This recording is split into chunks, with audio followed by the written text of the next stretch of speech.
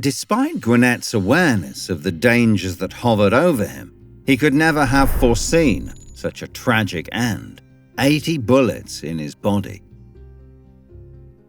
That day, he was with a group of friends, including Chahid, in a shawarma snack bar. When the two men went outside, they were targeted by armed individuals who liquidated Gwynette. As Chahid was talking on the phone shortly before the incident, some people insinuated that he had betrayed his friend by organizing the attack by giving an order. However, these allegations turned out to be false, and he really did not do anything intentionally to harm his friend.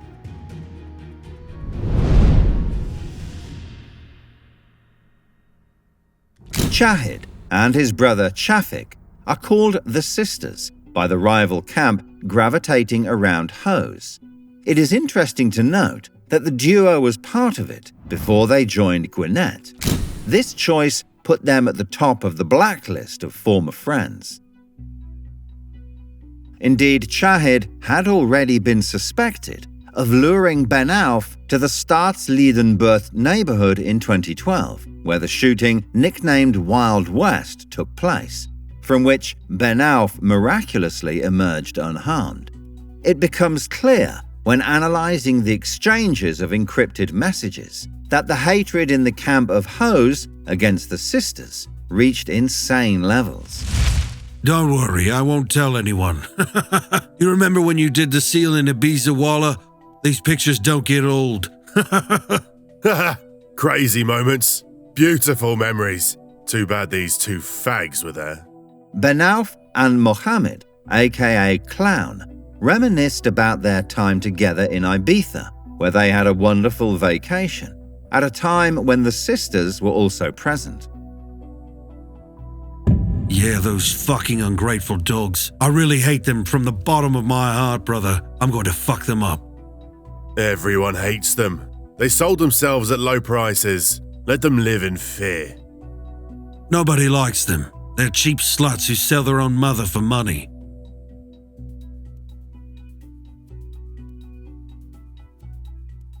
A few months after Gwynette's liquidation, Chahid himself survived an assassination attempt in November 2014 in Almere, the Netherlands. An explosive device detonates from underneath the rental car in which Chahid and a friend are sitting, causing their vehicle to stop.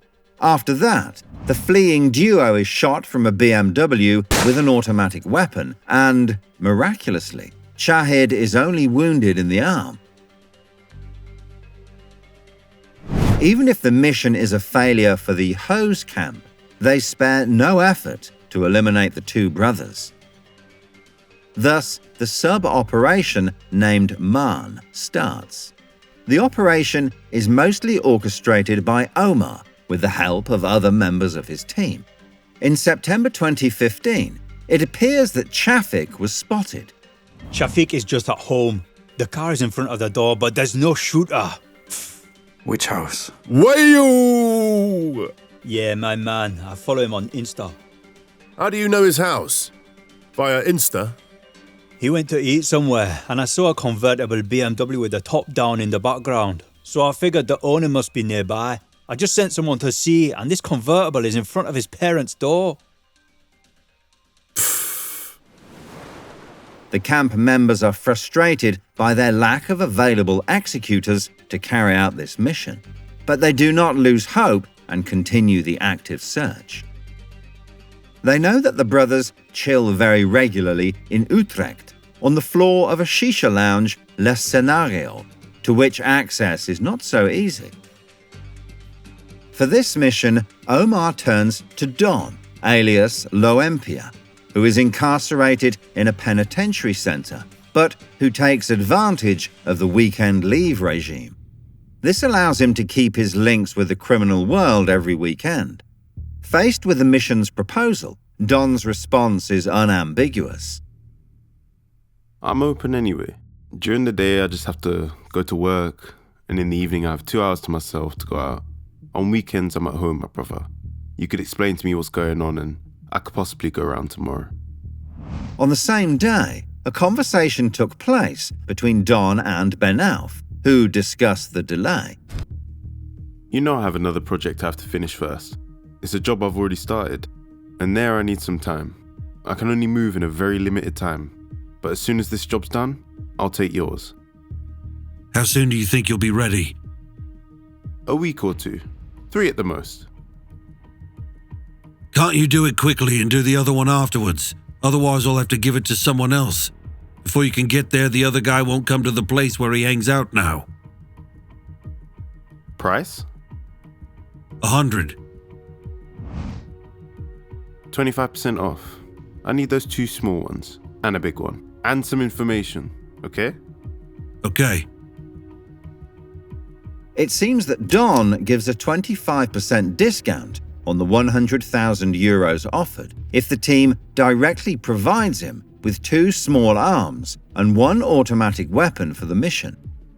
Immediately thereafter, Don receives a message that contains JPEG images of 2 clearly identified targets, and Omar provides him with specific instructions on priorities. They are 2 brothers, one of whom is more important than the other. We have to have the one with a beard. If there are 2, they both have to go, but our goal is to get the one with a beard. I send you their pictures. If you have any questions, don't hesitate to ask me. Everything is good, brother. The project starts now. For us, it's important that the one with a beard leaves, but if his little brother is there, that's good too. I have everything, but I understood that it was only 1 person. It was only today that I understood that it was 2 people. You will hear when they retire. By mid-November, it is clear that the plan is insufficiently prepared. However, Don reassures the team of his skills because he knows how to remedy the situation. I have never failed, and everyone who knows me knows it, so I don't want that to change. Trust me, brother. This suggests that this is certainly not the first time Don has been involved in this type of liquidation. On November 21st, 2015, Don and his teammate Franz have the opportunity to demonstrate their ability to successfully complete their assigned mission. That Saturday night, the 2 brothers meet in the shisha bar Les Scenario around 11:40 p.m. Don and Franz have been around for a while. According to a source, the duo had been seen entering the bar, behaving suspiciously, half an hour before the arrival of the brothers, suggesting that they had done some advanced scouting. Anyway, shortly after midnight, Chahid decides to leave, while the mission is unchanged, since the main target, Chafik, is still present. At 2:36 a.m., the owner of the Scenario was informed by a neighbor that a person wearing a cap was in the neighbor's yard across the street.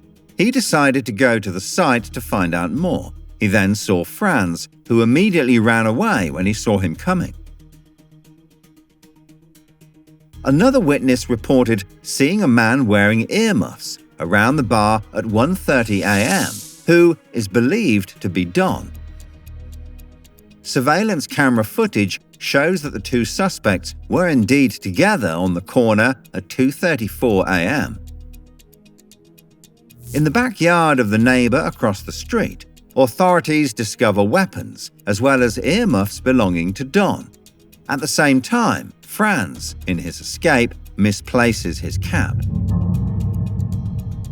Investigations by forensic scientists quickly establish a match between the DNA of the 2 suspects and the elements found at the scene. Chafik testified in a police report that he was 1000% sure that the perpetrators had come for him and that he was on a death list. Indeed, the opposing camp, Hose, is in possession of what they call El Listo, a list with names of the enemies. During Don's trial, he emphasized that he had used the earmuffs only in prison, before abandoning it upon his release. He suggested that the other people might have used it in Utrecht, since his DNA was not the only one present on the object. This version was never believed. As for Omar, He is not easily resigned, as a note found on his PGP phone, created the day after the failed ambush, reveals that he is already looking for Chafik's new location, as well as his license plate. Indeed, the two brothers took refuge in a campsite, in which the owner of one of the bungalows has a jet ski. In addition, they were seen driving a Mercedes with the same license plate as the one mentioned in the note found on Omar's phone. In order to carry out this new project, Omar makes sure to recruit trusted soldiers, such as Isham, also known as Furby, and Mohammed alias Roche. At the end of 2015, the two go to Kerkdriel campsite, also in the Netherlands, starting a preliminary observation. According to a witness, who is also staying at the campsite, the two boys approach him to ask for the exact location of a bungalow that is close to the brothers. After this brief interaction, Isham, who was limping, insisted that Mohammed hurry up. The abnormal gait is consistent with the camera footage filming the suspects.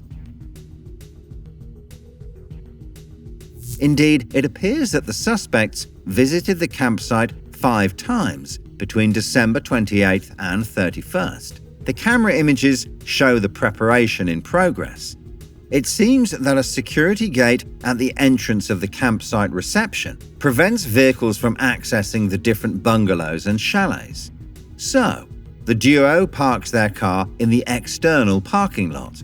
It seems that the perpetrators carefully planned their operation, studying different strategies to ensure that they would be unnoticed when the car of the two brothers would leave the campsite. They take precautions to maximize their chances of succeeding in their mission. After 3 days, an important event happens. The brothers and their friend decide to celebrate New Year's Eve in Belgium and head for the exit of the campsite in their white Mercedes. At the gate, the team led by Omar acts. When the barrier opens, Chafik, sitting in the back, hears a loud noise, and his brother Chahid, who is driving, starts shouting that he has just been hit. A bullet passed through the top of Chafik's head. As for the third passenger, he tried to duck down, but was hit by a bullet through the door. The shots follow one another quickly, and Chahid flees at high speed, turning to the left at the exit of the campsite. He is covered in blood and can no longer drive. His brother then takes the wheel from the back seat. Soon, during a very brief stop, Chahid is placed in the back seat, while Chafik continues to drive. A few minutes later, they stop suddenly in front of a house, honking their horns, as the third passenger gets out and rings the doorbell. He shouted that they had been shot and that they should call an ambulance. Chafik took his brother out of the car and placed him on the ground. The call to the emergency service was made. I need an ambulance urgently. There are people here who report to me that they've been shot. I have an injured man on the street and the driver is also injured. The man speaks of three men who are injured. Are the perpetrators of the attack still around? No, they are gone. Let me give you one of the injured. He has difficulty breathing. Should I lift him or let him lie down? Sir, let him lie down. Okay, he's lying down. He's having trouble breathing. What should I do? It is better to turn it to the side. Can you do it? Chafik follows the instructions to try to save his brother until the police and the ambulance arrive. All 3 were transported to the hospital's A&E, where Chahid, 27, was officially declared dead at 7:28 p.m., while the others eventually recovered. 9 minutes after the ambush, Furby's and Rothje's car is found burned. In this Bosnia investigation, detectives used advanced vehicle tracking methods to find the second car used to flee. They traced the movements of the getaway car using the license plate and made visual connections between different traffic cameras. By cross-referencing the information obtained, they were able to locate the second exchange vehicle that had been used. The two license plates appeared on different trips together at intervals for a few seconds. The second vehicle was registered to Furby, who sold it, with the help of his buddy Roche. However, this was not enough to erase the evidence that linked the team to the criminal facts. A truly unscrupulous discussion took place between Furby and Omar just after the new year. The other brother was almost finished. It's madness. I heard that all of Morocco was talking about it. They said these guys are crazy. Brother, you know that with me there are no jokes. Everything happens violently. Okay, how much do you want me to pay you? Brother, it is up to you to say how much was placed on their heads. They were worth something. More than this monkey or not? I'll take care of you. According to the court proceedings, the word monkey here refers to another liquidation that took place in front of the Cromony station near Amsterdam, in which Aeneas Lomp was trapped. How much do you want? You can't be too expensive. Brother, you know that this guy was worth a lot. I was thinking of somewhere around 85, but it's up to you to say it. Brother, you realize that is really a lot. The other time I gave you 60,000 euro because I had the impression that you had done the most. Normally, we give max 40 to 50,000 euro to the shooters, but with you, I pay well because I know you still take care of the others. Ewa, what do you think about 70,000 euros? Good for you? Are you satisfied with that? Look, last time I did full, but you can give me 75, so I'm happy. I give you 70 now and the other 5 after. Does that work? That's cool, brother. Okay, if Rotier asks you how much, then tell him 50k. Is that okay?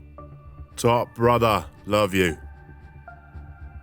It emerges that Omar gives Furby a good price, paying him more than usual, and asks him to hide the exact amount from his partner Roche.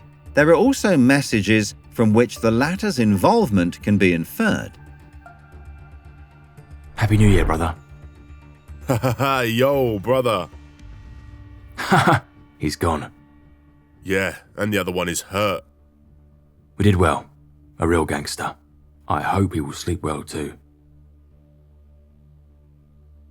Roche's complex personality is highlighted again a few months later when he makes it clear to Omar that he has been feeling unwell lately, although he is not talking about the same illness he is usually thought of as having. No, I never feel sick. My hands are itching. I need a trigger to pull. This shows that there is something deeper and more troubled in his personality that has yet to be discovered. As for the targets, Chafik, who was the main target and who lost his brother, firmly designated his rivals Hose, as well as Ben Auf, as the clients of the mission orchestrated by Omar. You have to have the main characters. Hussein, yes, and Banoufe. Ben is a real bitch. The biggest I've ever known. It is important to understand that even if Ben Auf is incarcerated, he continues to maintain very close ties with his entourage.